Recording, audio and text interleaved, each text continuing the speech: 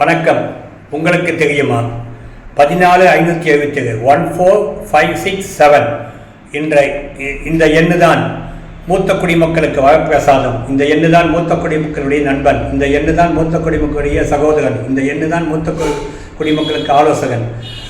60 வயது கடந்தவர்கள் தங்களுக்கு ஏற்படும் அநீதிகள், குறிப்பாக வங்கியில் பணம் பெற முடியவில்லை, பென்ஷன் பெற முடியவில்லை, முதியோர் உதவித்தொகை பெற முடியவில்லை, அல்லது மனதளவில் பாதிக்கப்பட்டுள்ளார்கள், அல்லது தங்கள் குடும்பத்திலே பிரச்சனை, இவற்றை கலைந்தெடுக்க இந்த எண்ணிற்கு கால் செய்தால் போதும்.